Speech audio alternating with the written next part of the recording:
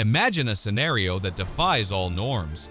An ex-wife tragically murdered, and her former husband emerging as the prime suspect, his conscience seemingly untouched by the heinous act he's accused of.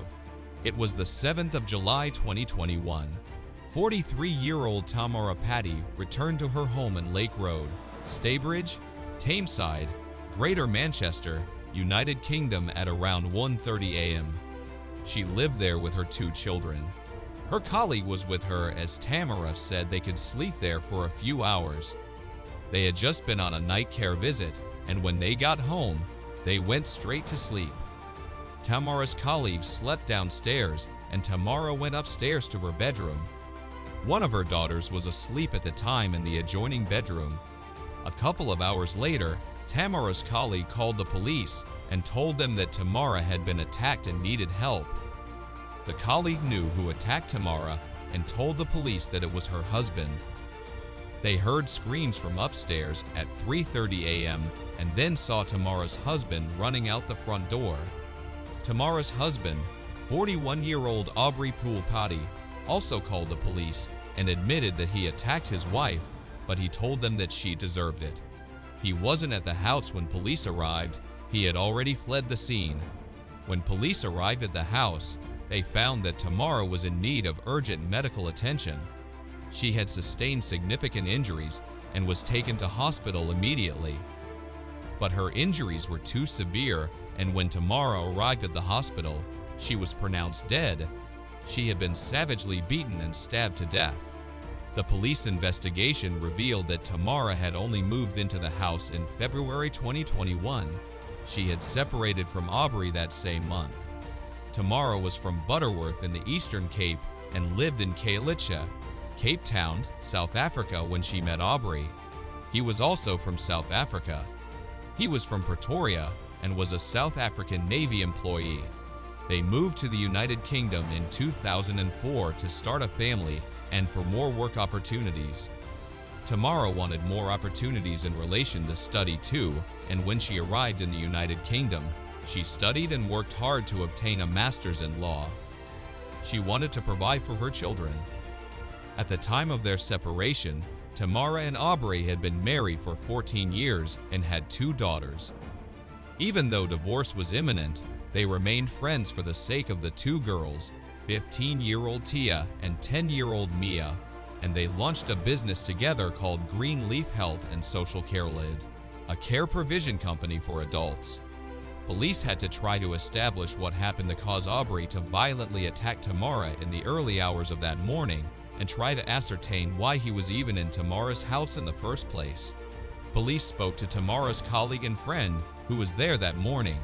They told police that they woke due to the screams and saw Aubrey about to leave via the front door. Before he left, Aubrey ran back upstairs when he heard Tamara scream again, and then ran back downstairs and out the front door. The knife that was used to stab Tamara was found under a car close to the property. The owner discovered it when they moved the car to drive to work. A couple of days after Tamara's death, Aubrey was arrested and charged with murder. He pleaded guilty. The court heard of the events that led up to Tamara's murder. Despite appearances, namely that Tamara and Aubrey were getting on after their separation, Aubrey's actions leading up to that fatal morning suggested otherwise. Just one day before she was murdered, Aubrey was in Tamara's car and asked her to give him her phone. When she refused to let him take her phone, he punched her in the face.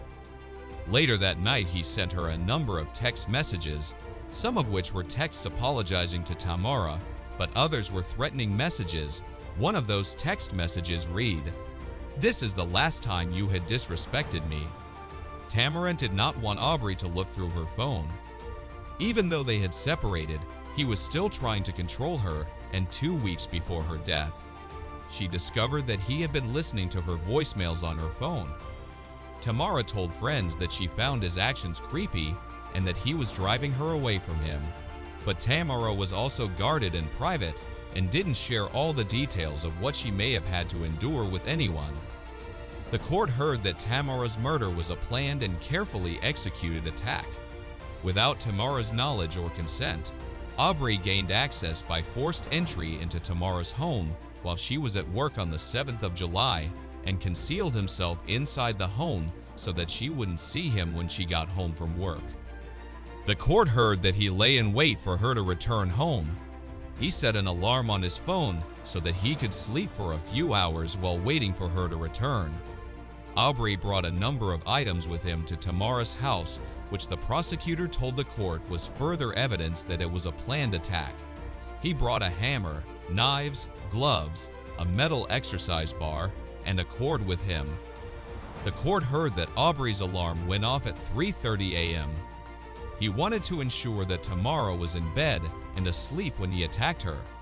Aubrey brutally beat Tamara with a metal exercise bar. Tamara fought back, and she had numerous defensive wounds on her body. After the vicious beating, he thought she was dead at that point, and he ran downstairs, but he heard a noise and scream just before he opened the front door and ran back upstairs. Using one of the knives he brought with him, he stabbed her 8 times with it. Aubrey left the house and called the police. He confessed and said that he planned to kill himself. He told the dispatcher, "I am sorry for what I have done, but she deserved it." Aubrey cried in court as he was sentenced. The judge in the case, Judge Elizabeth Nichols, said, "In that moment, the defendant effectively deprived their children of both parents, one through death, the other by the annihilation of trust in their father, who up until that moment they believed they knew and loved.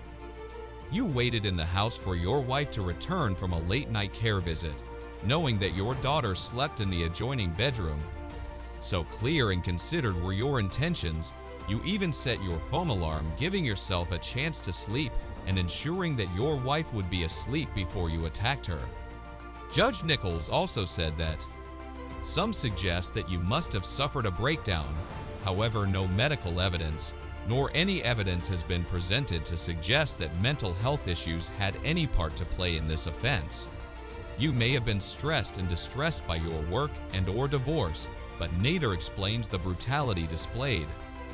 Like so much violence against women, you tried to place the blame upon the victim, suggesting that she had wronged you and that you were driven to this conduct, even going so far as to say she deserved it. And what type of parental love is it that lies alongside your child while waiting to murder her mother? There are no excuses and no fault lies with the victim, Tamara. This offense is entirely your responsibility. No woman should have to endure at the hands of a man what Tamara did in her final hours." Aubrey's attorney, Stephen Meadowcroft TC, defending, said it was undoubtedly a shocking, tragic, and very sad case, and that those who knew Tamara and the defendant were shocked by what happened. The court heard that friends described Aubrey as having a calm and caring nature and a loving father. His defense told the court that Aubrey had no previous convictions and had pleaded guilty at the earliest opportunity and asked if that could be taken into account with the sentence. Aubrey was sentenced to a minimum term of 23 years in prison.